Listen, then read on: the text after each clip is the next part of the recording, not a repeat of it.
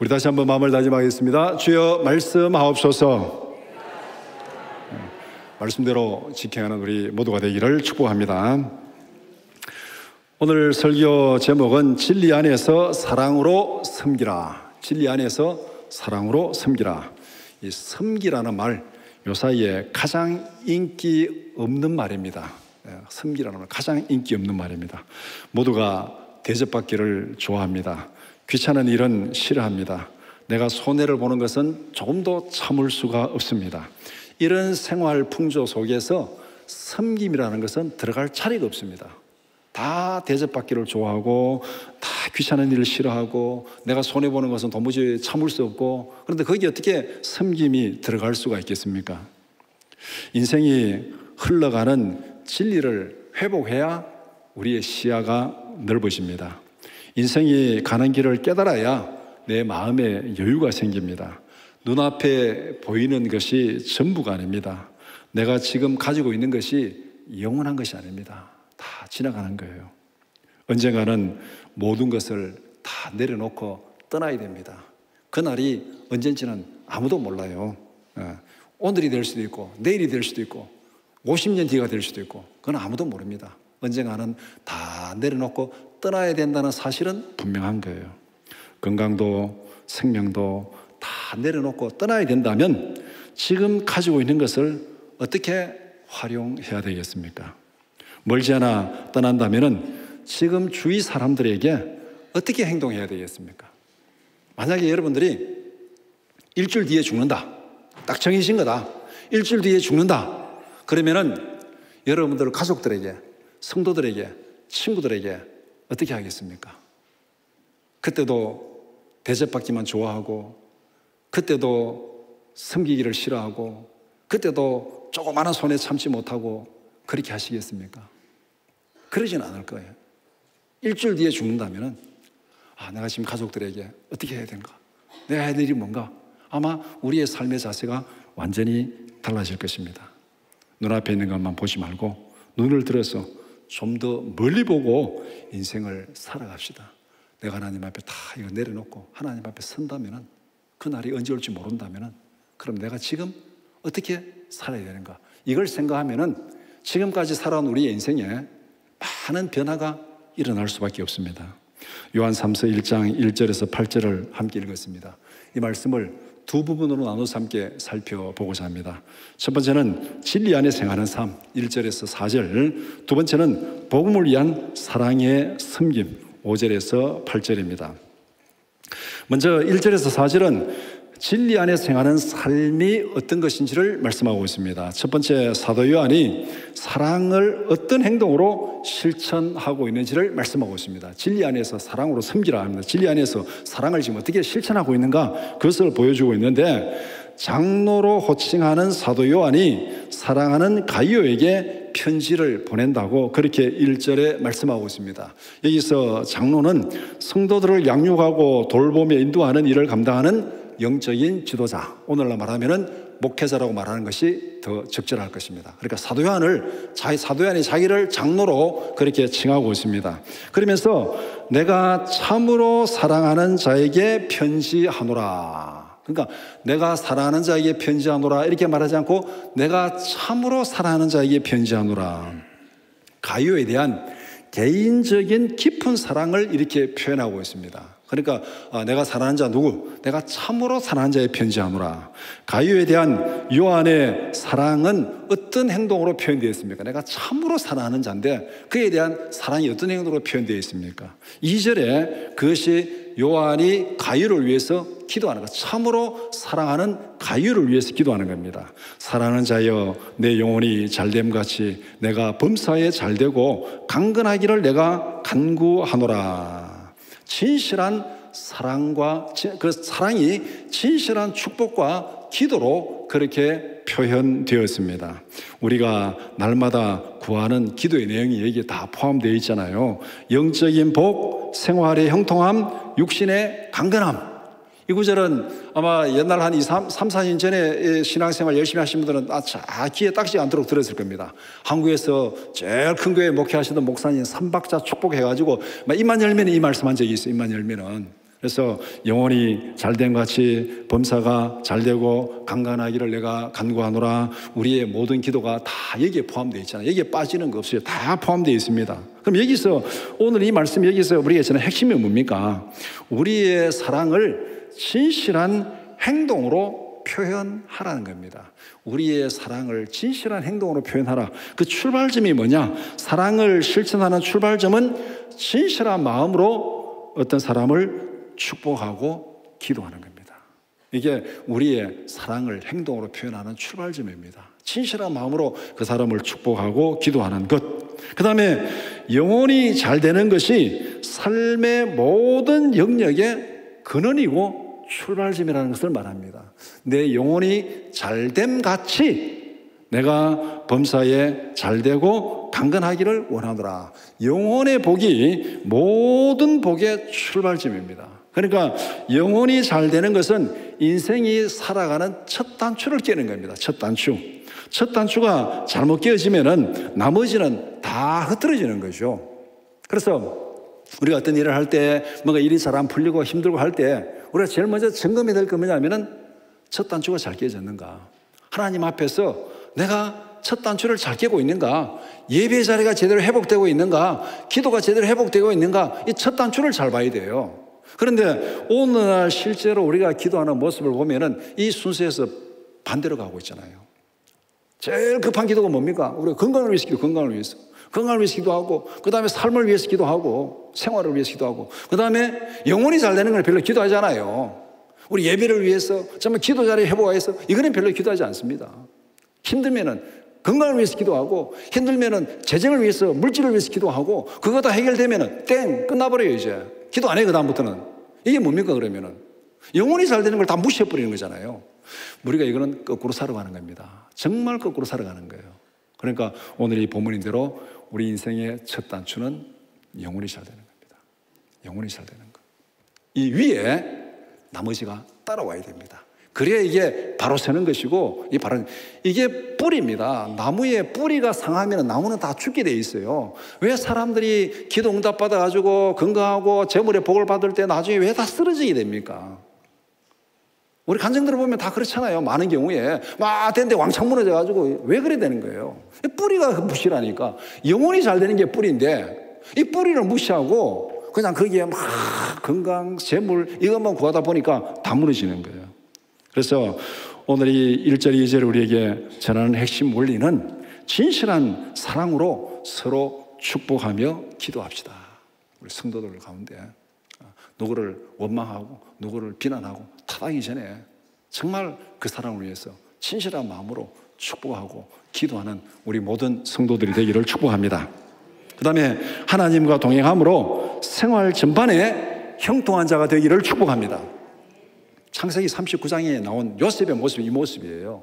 하나님이 요셉과 함께 하심에 그가 형통한 자가 되어 그가 하는 모든 일이 형통하더라, 복을 받더라. 그 얘기를 창세기 39장에서 말씀하고 있잖아요. 하나님이 함께 하심에 그가 형통한 자가 되고 그가 하는 모든 일에 하나님이 복을 주셨다.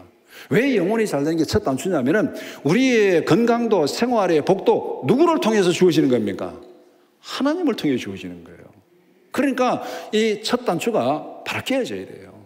우리가 하나님 앞에 예배 자리가 바로 세워져야 되고 기도의 자리가 바로 세워져야 되고 거기에 생활의 복과 건강의 복이 주어질 때 이게 든든히 서는 거예요. 이 예배 자리가 무너지고 기도의 자리가 무너진 그 상태에서 다른 거 세워지면은요 하나님을 떠나고 하나님 앞에 범죄하는 쪽으로 갑니다. 이게 그냥 복이 아니에요. 그거는.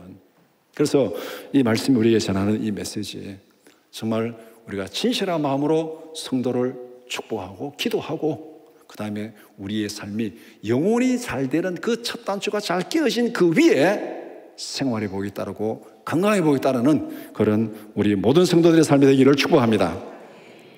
두 번째는 사도 요한의 구체적인 기쁨이 무엇인지를 말씀합니다. 3절에 형제들이 와서 내게 있는 진리를 증언했다 이렇게 말하고 있는데, 여기서 형제들은 넓게 보면은 예수 믿는 모든 성도들을 말하지만 좁게 보면은 그때 당시에 이제 복음을 전하는 순회 선교사들을 지칭하는 말입니다. 그러니까 이 말은 다른 말로 말하면은 그때 당시 순회 선교사들이 이 도시 저 도시 가면서 복음을 전하고 가이오가 있는 데도 가고 그 다음에 사도요한도 오고 이렇게 이제 이 순회 선교사들이 왕래를 하고 소통하는데, 이 요한에게 와가지고 하는 말이, 아이고 우리가 가이오의 집에 갔더니 가이오가 우리를 영접하고 환영하고 정말 참 사랑으로 잘 섬기더라.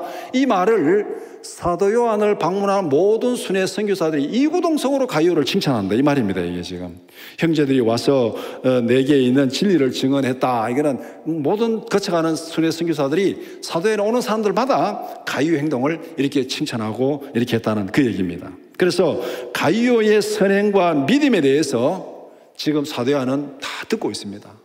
지나가는 모든 사람들이 다 이렇게 얘기하고 있으니까. 그 다음에 4절에 내 자녀들이 진리 안에 생하는 것을 가장 기뻐한다 그렇게 말하고 있습니다. 진리 안에 생한다는 것은 진리이신 예수 그리스도를 닮아서 살아가는 참된 믿음의 삶을 얘기하는 겁니다. 예수님을 본받아 살아가는 삶, 그것이 진리 안에서 살아가는 삶입니다. 목회자인 요한에게 가장 큰 기쁨을 주는 것이 무엇입니까? 성도들이 예수님을 본받아서 말씀에 순종하는 진리 안에 살아가는 삶을 살아가는 것, 그것이 목회자에게 가장 큰 기쁨을 주는 것이다. 부족하지만 저에게도 이거는 동일합니다.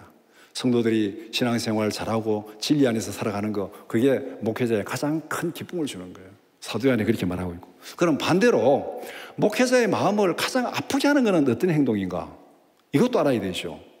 목회자의 마음을 가장 아프게 하는 행동은 교회에서 행동은 하지 아니하고 말로만 안 된다는 얘기한 사람. 무슨 일을 하든지 안 되는 이유는 다 찾아가지고 이래서 안 되고 저래서 안 되고 이래서 안 되고 저래서 안 되고 그러면 행동은 안 해. 이게 목회자의 마음을 가장 아프게 하는 겁니다. 저뿐만 아니고 제가 만나는 목사님들 물어보고 100이면 100사람 다 그 얘기예요. 얘기는 대로 목회자 마음을 가장 기쁘게 하는 게 뭐냐면은 말씀대로 순종하고 정말 예수님의 본을 따라 살아가는 그 성도의 삶이 가장 기쁜 것이고, 목회자의 마음을 가장 아프게 하는 것은 결국 하나님의 마음을 아프게 하는 거예요. 하나님의 마음을 아프게 하는 것은 행동하지 아니하고 안 되는 이유만 찾아가지고 입으로 터는 사람, 이건 하나님의 마음을 아프게 하는 거예요. 그러니까 그런 일은 해서는 안 됩니다. 이 3절 4절이 전하는 핵심 메시지는 진리 안에서 행하는 삶은 성숙한 신앙과 순종하는 삶을 말씀하고 있습니다. 그리고 말씀에 순종하는 성숙한 삶이 공동체의 큰 기쁨이 된다. 그래서 우리가 신앙생활은 그렇잖아요. 옆에서 믿음으로 살아가면서 열심히 수고하고 헌신하는 사람이 옆에 힘이 되지, 그냥 가가지고 어떤 사람 하는 거 보고 야 나는 그래서 안 돼, 그래 하면 안 돼, 이래서 안 돼, 저래 안 돼, 이 안 된다는 말만 하고 입만 트는 사람이 있으면 그 다른 사람들에게 힘이 되겠습니까? 열심히 봉사하는 힘만 팍팍 빼고 공동체를 죽이는 거죠, 그거는. 그래서 바로 이 말씀이 열심히 순종하는 성숙한 삶을 살아서 공동체에 힘이 되고 성도들의 힘이 되고 지체들의 힘이 되는 그런 삶을 살아라고 그렇게 말씀하고 있습니다. 그래서 이 말씀을 우리에게 적용하고 실천하면은 나의 삶이 진리 안에서 살아가고 있는지 점검해 봐야 됩니다. 진리에서 벗어난 것이 있다면은 하나하나 제거해야 됩니다. 종교 개혁자들의 모토가 뭡니까? 성경으로 돌아가자. 날마다 성경으로 새롭게 되어야 된다. 이 말이 뭐예요? 성경을 우리 마음에 적용해가지고 성경에서 벗어난 것이 있으면 하나하나 다 적용해내는 거. 이게 성경으로 돌아가는 것이고, 날마다 성경으로 개혁되고 새롭게 된다는 말이 이 말씀이에요. 우리가 왜 늘 성경을 묵상하고 읽고 기도합니까? 성경으로 날마다 새롭게 되기 위해서. 정말 나의 삶이 진리 안에서 살아가고 있는지, 진리에서 벗어난 것이 없는지 그걸 점검해서 하나하나 고치라는 겁니다. 그리고 오늘 여기서 우리 모든 부모들에게 던지는 질문이 하나 있습니다. 오늘 본문이, 나는 자녀들의 어떤 행동을 가장 기뻐하는가? 사도 요한은 내 자녀들이 진리 안에 생함을 듣는 것보다 더 기쁨이 없다 이렇게 말하고 있습니다. 그러면은 나는 우리 자녀들이 어떻게 행동하는 것을 가장 기뻐하는가? 이 질문을 던져봐야 돼요. 기말고사를 앞두고 자식이 엄마 나 오늘 학원 안 가고 예배드렸어, 이 말을 들었을 때 어우 잘했다 이렇게 이야기했습니까? 이놈의 새끼 뭐라고? 이렇게 반응하겠습니까? 어느 것이 지금 오늘 본문에서 말하는지 우리 부모들은 마음에 새겨보시기 바랍니다. 그리고 다른 사람들에게 본이 되고 자랑이 되는 행동을 하자. 이게 여기서 가이오를 칭찬하는 내용입니다. 하나님과 사람 앞에서 눈살을 찌푸리는 일은 하지 말자. 이것이 믿음 안에서 의롭게 살아가는 방법입니다. 기쁨이 되는 것은 사랑으로 섬기고 예수님의 모습을 닮아서 살아가는 것이고, 눈살을 찌푸리는 것은 그 반대의 얘기입니다. 그래서 진리 안에서 행하는 삶이 무엇인가? 예수님의 모습을 닮아서 순종하는 삶을 살고 공동체를 세우고 다른 사람을 위로하고 격려하고 힘이 되게 하는 그 삶이 바로 진리 안에서 행하는 삶입니다. 다음으로 5절에서 8절은 사랑의 섬김에 대해서 말씀하고 있습니다. 첫 번째는 사랑의 섬김을 실천한 가이오의 행동을 칭찬하고 있습니다. 3절에서 언급한 가이오가 진리 안에서 행한 구체적인 내용이 뭔지를 말하고 있어요. 3절에서는 네가 진리 안에서 행한다 하니까 참 기쁘다. 그러면 가이오가 진리 안에서 행하는 그 구체적인 내용이 뭐냐? 5절에 내가 나그네 된 형제들에게 행하는 것은 신실한 일이다. 나그네 앞에서 순회 선교사들이 얘기했죠. 그들이 행한 일은 정말 신실한 일이다. 6절에 하나님을 경외함으로 나그네들에게 사랑을 베풀어라. 이게 지금 가이오의 행동을 칭찬하면서 격려하는 겁니다. 네가 하는 일 정말 맞는 일이고 옳은 일이고 그 일을 앞으로 계속 열심히 해라. 이게 5절 6절의 얘기잖아요. 가이오의 선행을 두 가지 면에서 칭찬하고 있습니다. 첫 번째는 순회 선교사들을 사랑으로 영접하는 것을 칭찬하고 있습니다. 두 번째는 심지어 낯선 이방인들까지 사랑으로 후대함을 칭찬하고 있습니다. 그런데 왜 이 본문에서 이 사도 요한이 가이오 행동을 칭찬하느냐 하면은 그 이유는 9절 이하에 보면 딱 답이 나옵니다. 가이오의 행동은 같은 교회에 있는 디오드레베와 대조를 이루고 있습니다. 9절부터 나오는 디오드레베는 어떤 사람이냐면은 으뜸이 되기를 좋아하는 사람입니다. 교회에서 자기가 항상 최고가 되어야 되고 자기가 모든 관심이 중심에 있어야 돼요. 그리고 악한 말로 목회자들을 비방합니다. 자기가 늘 중심이 되니까 목회자들도 자기 밑에 있어야 돼. 목회자들 자기 말 들어야 돼. 오늘 한국 교회들 보면 주위에 문제가 많은 교회 가면은요, 이런 장로가 꼭 한 사람이 있습니다. 자기 항상 교회 중심이 돼야 되고 목회자도 자기 밑에 있어야 돼요. 이런 교회는 대대손손 문제만 일으키는 교회가 대구에도 몇 개 있어요. 찾아보면은 어느 교회인지 모르지 저인지 물으면 제가 개인적으로 제가 말씀드릴게요. 거기는 이 디오드레베 같은 장로가 딱 한 사람이 있습니다. 그리고 형제들을 맞아들이지 않습니다. 순회 선교사들 오는 거 맞아들이지도 않고 자기가 항상 관심이 초점이 돼야 되고 자기가 중심이 되니까 그거 맞아들이지도 않고, 그 다음에 그걸 맞아들이는 사람들, 영접하는 사람들 그거 하지 말라 그러고, 그래도 하면 교회에서 쫓아내버리고, 그게 지금 9절에서 11절까지 있는 내용의 말씀이에요. 내가 지어낸 얘기 아니고 디오드레베 하는 행동이 바로 이런 행동입니다. 디오드레베 행동은 하나님을 떠난 악한 행동입니다. 악한 행동. 그러면은 같은 교회에 가이오 같은 사람이 있고 디오드레베가 있습니다. 그럼 교인들은 누구를 더 많이 따라가겠습니까? 보나마나 디오드레베를 더 많이 따라갑니다. 그렇게 돼 있어요. 모든 게 보면은. 그리고 가이오는 여기서 얼마나 고통을 당하겠습니까? 하나님 앞에서 선을 행하고 사랑으로 섬기면서도 디오드레베로부터 엄청난 고난을 당하고 있는 거예요. 그러니까 요한이 특별히 가이오를 들어서 너가 하는 일이 맞다. 주님 앞에서 하는 일이 너가 하는 일이 옳고 앞으로도 그 일을 계속 하라. 그렇게 딱 집어가지고 칭찬하고 있습니다.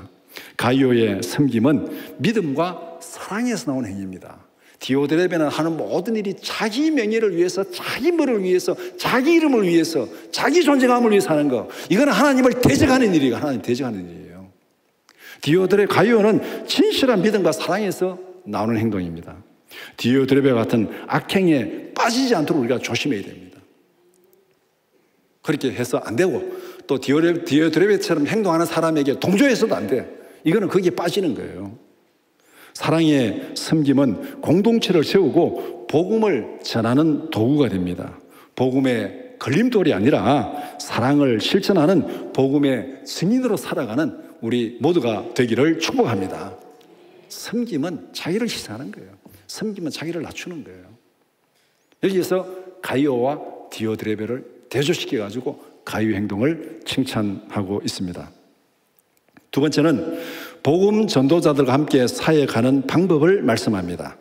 순회 선교사들은 주의 이름을 위하여 이방에 나간 사람들이다. 이렇게 오늘 본문에 딱 말하고 있습니다. 7절, 8절에. 왜 이 사람들이 이방 땅에 나가가지고 고생하고 있는가? 이유는 딱 한 가지예요. 주의 이름을 위해서 나가고 복음을 위해서 나가는 거예요. 그러니까 성도들이 이런 순회 선교사들을 영접하는 것이 마땅하다. 그들은 복음을 위해서 이방에 나가가지고 대접도 받지 못하고 고난당하고 힘들게 살아가는데 그들을 성도들이 영접하는 것, 이거는 너무나도 당연한 것이다. 그들을 영접하는 것은 그들의 사역에 동일한 자격으로 참여하는 것이다. 이게 정말 중요한 의미입니다. 여기서 두 가지 핵심 포인트가 뭐냐면은, 첫 번째는 왜 이 사람들이 이방에 나가 있는가? 주의 이름을 위해서 나가 있다. 이걸 하나 딱 기억해야 되고, 이들을 영접하는 일은 어떤 의미가 있는가? 8절 후반절에 진리를 위하여 함께 일하는 자가 되게 하려 함이라. 우리가 그 선교사에게 같이 동참하는 자가 된다는 거예요. 그래 보면은 우리가 선교 봉회를 통해서 많은 선교사들의 얘기를 들었습니다. 그 초창기에 한국교회 선교사들 정말 엘리트들이 왔어요. 정말 엘리트들이 왔습니다. 정말 엘리트들이 왔어요. 그런데 우리 한국교회 선교를 폄하하는 건 아니지만은, 우리 한국교회가 해외에 파송한 선교사들, 1세대 선교사들은 좀 부끄러운 얘기지만은 그런 엘리트들은 아니었습니다. 그런 엘리트들이 나간 게 아니에요. 그런데 우리나라에 온 선교사들은 정말 엘리트들입니다. 캐나다, 미국, 호주, 거기에서 그냥 의사고 수석 졸업하고 정말 집안에, 재벌 집안에 있고, 이런 사람들이 이름도 알지 못한 조선 땅에 왜 왔습니까? 그들이 그 좋은 직장, 그 편안한 삶, 그런 좋은 가문, 거기 있으면 정말 영광을 누리며 살아가는데 그거 다 버리고 이 정말 다 알지도 못하는 조선 땅에 왜 왔어요? 그 온 사람들이, 어떤 사람은 한국 땅에 발도 못 디딘 채 그냥 죽음을 당한 사람도 있고, 와가지고 2, 3일 전에 그냥 풍토병에 걸려 죽은 사람도 있고, 우리가 선교부흥에서 열심히 막 선교사들 예를 많이 우리가 들었는데, 그 들은 사람들 몇 명 안 돼요. 30명도 안 돼요. 그런데 그때 당시에 한국에 온 선교사들이 3,500명이 왔습니다. 1%도 안 돼요. 지금 우리가 들은 사람들은 1%도 안 되는 사람을 들었는데 3,500명이 왔으면 그 중에 이름도 없이 빛도 없이 왔다가 그냥 죽어가는 사람들이 수도 없이 많았다는 거예요. 그러면 그들의 죽음이 다 헛된 것이겠습니까? 와가지고 막 역사에 남는 위대한 업적만 남긴 사람만, 이 사람은 위대한 선교사고, 그냥 와가지고 한 3일 만에 풍토병으로 죽은 사람은, 그러면 이 사람은 헛된 삶이에요? 3일 만에 죽은 사람은 왜 그들은 한국 땅에 왔습니까? 그들도 주의 이름으로 왔어요. 주의 이름으로. 주의 이름으로 와서 죽었어요. 그러면은 하나님 앞에서는 동일한 판정을 받는다. 동일한 평가를 받습니다. 주의 이름으로 이방 땅에 나가서 열심히 사역하든지, 주의 이름으로 이방 땅에 가서 죽든지, 그것은 하나님이 하실 일이에요. 어떤 사람은 3일 만에 데려가시기도 하고, 어떤 사람은 정말 위대한 업적을 남기게 하시고, 그건 하나님이 하실 일입니다. 공통점은 3,500명이 다 주의 이름을 위해서 알지도 못하는 한국 땅에 왔다는 게 중요한 거예요. 내 영광을 위해서, 내 명예를 위해서가 아니라.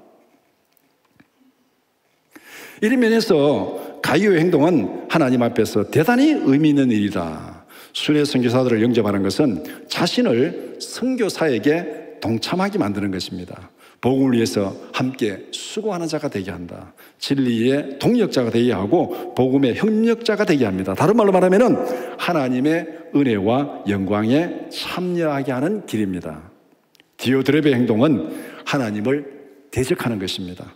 가이오 행동은 하나님의 영광과 기쁨에 참여하는 것입니다. 교회 안에는 항상 이런 두 종류의 사람이 있어요. 가이오의 길을 가는 사람이 있고 디오드레베의 길을 가는 사람이 있습니다. 우리는 분명히 이걸 잘 분별해가지고 가이오의 길을 가야 됩니다. 복음 전파는 믿음의 공동체가 함께 감당하는 것입니다. 복음 사역을 위하여 직접 가지는 못하더라도 기도와 물질과 사랑으로 동력자가 될 수 있습니다. 우리의 섬김과 헌신은 복음을 확장시키는 도구로 쓰여집니다. 내가 선교사로 안 가도 선교사와 동일한 사역을 하고 선교사와 동일한 복을 받는, 상급을 받는 그 일이 분명히 있어요. 오늘 본문이 우리에게 그걸 가르쳐주고 있습니다. 한국 선교를 얘기할 때 제일 첫 번째로 등장하는 선교사가 언더우드입니다. 언더우드 빼놓고는 뭐 선교 얘기를 할 수가 없는 거죠. 제일 첫 번째 선교사가, 또 제일 위대한 업적을 남긴 선교사가 언더우드예요. 그러면은 언더우드의 선교의 내막을 한번 들여다보면은 우리는 언더우드 형님을 빼면 안 돼요. 언더우드가 한국에 와가지고 열심히 선교 사역하고 위대한 업적을 남길 때 그 뒤에서 후원한 사람이 누구냐? 언더우드 형님입니다. 언더우드 형님은 그때 당시에 미국에서 타자기를 발명해가지고 돈을 엄청나게만 재벌이 됐습니다. 언더우드가 선교로 간다 할 때 너 가지 마라. 안 가면 얘 내가 큰 회사 하나 맡겨줄 테니까 가지 마라. 근데 언더우드가 다 포기하고 주의 이름을 위해서 한국 땅에 왔어요. 그 다음부터 이 기록을 보면 두 형제가 비전을 공유를 합니다. 두 형제가 비전을 공유하면서 형님 언더우드는 사업을 해가지고 열심히 돈을 벌어가지고 언더우드 가는 모든 사역에 엄청난 돈을 지원합니다.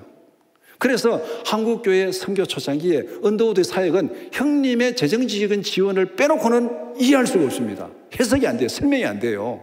그래서 재벌인 형님이 엄청난 돈을 지원해가지고 언더우드가 한국에서 큰 위대한 업적을 남깁니다. 그래서 여러분들 아들 둘이 있거든. 그래 기도하시기 바랍니다. 하나님, 한 놈은 믿음 좋은 재벌 되게 하시고 한 놈은 선교사로 가게 하옵소서. 이렇게만 기도하면 돼요. 그러면 하나님의 뜻을 완벽하게 이루어갑니다. 한 놈은 믿음 좋은 재벌 되게 하시고 한 놈은 선교사로 가게 하옵소서. 이게 하나님이 이루어가는 거예요. 그래서 언더우드가 우리가 위대한 선교사로 칭송을 받는 것처럼 하나님 앞에서는 언더우드 형님도 똑같은 상급을 받을 줄 믿습니다. 이 기록에 딱 우리 선교 기록에도 여기 나와 있어요, 이게. 그래서 우리의 상황에서, 내게 주어진 상황에서 복음 전파에 최선을 다해 헌신하는 우리 모두가 되기를 바랍니다. 하나님 우리 모두에게 다 선교지로 나가라고 말하지 않습니다. 어떤 사람은 선교지로 보내고, 어떤 사람은 사업해 가지고 열심히 돈을 보내게 하고, 어떤 사람은 그것도 안 되니까 열심히 기도하게 하고, 어떤 형태로 우리를 쓰든지 간에 물질로 하든지 기도를 하든지 그 선교사를 위해서 정말 밤을 새워 기도한다면 우리가 대구에 있으면서도 그 선교사와 동일한 사역에 참여하는 줄 믿습니다. 내 얘기가 아니고 오늘 8절에서 그렇게 얘기하고 있잖아요. 8절에서 진리 안에서 사랑으로 섬기라. 사랑의 섬김은 하나님의 기쁨과 영광에 참여하는 실제적인 방법입니다. 이거는 나를 위해서 하는 거죠. 주의 이름을 위해서 사랑으로 섬기는 것은 하나님의 영광에 다다르는 첫 번째 방법이에요. 히브리서 13장 1절 2절 같이 보겠습니다. 형제 사랑하기를 계속하고 손님 대접하기를 잊지 말라. 이로써 부지 중에 천사들을 대접한 이들이 있었느니라. 대표적인 것이 창세기 나오는 아브라함 얘기잖아요. 아브라함이 상수리나무 밑에 앉아 있다가 지나가는 두 사람을 대접했는데 그 사람이 하나님의 천사들, 하나님을 대접했어요. 그리고 소돔 고모라 심판 얘기를 듣고 지금 그렇게 롯을 위해서 기도하고 이런 일이 거기에 벌어졌잖아요. 나그네를 대접했는데, 사랑으로 나그네를 대접했는데 그것을 하나님을 대접하는 일이 된 거예요. 성경이 그 일을 들어서 이로써 부지 중에 천사들을 대접한 자들이 있다. 그러니까 손님 대접하기를 잊지 말고 열심히 해라. 히브리서에 그렇게 분명히 말씀을 하고 있잖아요. 예수님도 똑같은 말씀을 하셨습니다. 마태복음 10장 40절에서 42절 같이 보겠습니다. 너희를 영접하는 자는 나를 영접하는 것이요 나를 영접하는 자는 나를 보내신 이를 영접하는 것이니라. 선지자 이름으로 선지자를 영접하는 자는 선지자의 상을 받을 것이요 의인의 이름으로 의인을 영접하는 자는 의인의 상을 받을 것이요 또 누구든지 제자 이름으로 이 작은 자 중 하나에게 냉수한 그릇이라도 주는 자는 내가 진실로 너희에게 이르노니 그 사람이 결단코 상을 잃지 아니하리라 하시더라. 예수님도 분명히 말씀하셨잖아요. 우리가 선지자가 아니에요. 그렇지만은 선지자의 상을 받는 방법을 말씀했습니다. 예수님도. 우리가 의인이 아니라도 의인의 상을 받는 방법을 말씀했습니다. 우리가 선교지에 나가지 않았더라도 선교지에 나간 사람과 똑같은 상을 받는 방법을 오늘 본문이 말씀하고 있고 예수님도 똑같이 말씀하고 있어요. 제자의 이름으로 제자를 영접하는 제자의 상을 받고 선지자 이름으로 선지자를 영접하는 자는 선지자의 상을 받는다. 복음을 위해서 주의 이름으로 선교사를 진실로 영접하는 자는 선교사의 상을 받을 줄 믿습니다. 이게 공동체 안에서 이루어지는 복음이에요. 복음 사역은 나 혼자서 가가지고 하는 게 아니에요. 보낸 선교사들 뒤에서 후원하고 이렇게 기도하고 물질로 지원하는 교회가 없다면 어떻게 선교사가 거기 와서 일을 하겠습니까? 파송된 선교사가 힘있게 일을 하려면 뒤에서 든든한 기도의 뒷배와 물질의 뒷배가 있어야 할 수 있는 거 아닙니까? 언더우드가 그래 했잖아요. 한국에 와가지고. 그 형님과 비전을 나누면서 그 재벌 형님의 막강한 자금 지원을 받아가지고 그는 한국 땅에서 위대한 선교 사역을 했어요. 이게 바로 복음 사역은 한 사람의 일로 되는 게 아니고 공동체 안에서 되어지는 거예요. 어떤 사람은 나가서 몸으로 헌신하고, 어떤 사람은 물질로 지원하고, 어떤 사람은 기도로 지원하고, 이게 합력해가지고 하나님의 일을 이루어 가는 것입니다. 사랑의 섬김은 결단코 상을 잃지 아니하리라 예수님께서 분명히 말씀하셨습니다. 한 달란트 받은 자처럼 입으로만 믿는 자가 되지 말기를 바랍니다. 안 되는 이유만 찾아가지고 행동하지 않는 게으른뱅이는 되지 말자. 한 달란트 받은 자를 우리나라 속담으로 딱 얘기하면요, 구더기 무서워서 장 못 담그는 사람입니다. 구더기 무서워서 장 못 담그는 사람. 장 담그다 보면 구더기 생길 수도 있죠, 옛날에. 그렇다고 해서 장 안 담급니까? 다 담그잖아요. 안 생기도록 관리를 잘해야 되죠. 요새는 장 안 담그죠. 다 사먹으니까. 한 달란트 받은 자는 어떤 일을 하든지 간에 안 되는 이유부터 찾아, 안 되는 이유부터. 안 되는 이유부터 찾아가지고 그냥 딱 눌러 앉아 있어요. 결과는 어떻게 됩니까? 바깥 어두운 데로 쫓겨나는 신세가 되는 겁니다. 5달란트, 2달란트 받은 자처럼 적극적으로 행동하는 우리 모두가 되기를 축복합니다. 우리는 우리의 가진 것을 다 내려놓고 떠날 날이 있습니다. 아무리 귀찮은 거 싫고 몸 아끼고 하고 나는 귀찮은 거 싫어, 그래도 그 몸덩어리 다 내려놓고 떠날 날이 있어요. 건강할 때 주를 위해서, 성도를 위해서 헌신하시기 바랍니다. 건강할 때. 나중에 병석에 누워가지고, 병원에 누워가지고, 아이고 그때 좀 열심히 할걸, 뭐 아무리 껄껄 하면 뭐 하겠습니까? 저 자신에게 하는 얘기입니다. 여러분에게 하는 얘기, 저 자신에게 하는 얘기예요. 우리는 우리의 가진 것을 다 내려놓고 떠날 날이 있다. 이걸 다 기억하면은 우리가 지금처럼 살아가면 안 됩니다. 이왕이면은 우리의 가진 것을 하나님이 기뻐하시는 일에 사용합시다. 이왕이면은 하나님으로부터 상급을 받는 일에 사용합시다. 내 일신의 안락을 위해서, 일신의 편안함을 위해서 사용하지 말고 결단코 상을 잃지 아니하리라. 그 일이 뭔지 상급을 받는 그 일에 사용하는 거. 어떤 사람이 죽었을 때 장례차 뒤에 이삿짐차가 따라가는 법은 없습니다. 보셨어요? 장례차 뒤에 이삿짐차가 따라갑니까? 현금을 실은 트럭이 따라갑니까? 없어요. 장례 치를 때는 아무것도 다 내려갑니다. 그런데 우리가 가지고 있는 건강, 생명, 재물 가지고 갈 수는 없지만은 미리 보내는 방법이 있어요. 미리 보내는 거. 미리 천국에 송금하는 방법이 있어요. 그게 오늘 이 본문에 있는 거예요. 선지자 이름으로 선지자를 대접하면 선지의 상을 받고, 의인의 이름으로 의인을 대접하면 의인의 상을 받고, 이 땅에서 선지자를 내가 가진 재물로 건강으로 선지자를 잘 대접하면은 천국에 선지자의 상급이 나를 위해서 딱 준비되어 있어요. 그러니까 이 재물은, 선지자를 쓴 재물 어디가 있습니까? 천국으로 송금된 거예요. 내가 이 땅에서 재물과 건강을 가지고 선교사들을 잘 영접하고 환영하면은 나는 선교사의 상이 나를 위해서 천국에 딱 준비되어 있어요. 천국으로 송금한 거예요. 우리가 장례식 때 가져갈 수는 없지만은 하나님 앞에 우리의 가진 것을 송금하는 방법은 있습니다. 송금 잘 하시기 바랍니다. 우리가 받은 건강, 시간, 재물을 하나님이 기뻐하시는 일에 사용하는 우리 모두가 되기를 축복합니다. 예수 그리스도 안에서 사랑으로 섬김에 살아가는 우리 모두가 되기를 축복합니다. 이것이 진리 안에서 사랑으로 섬기는 길입니다.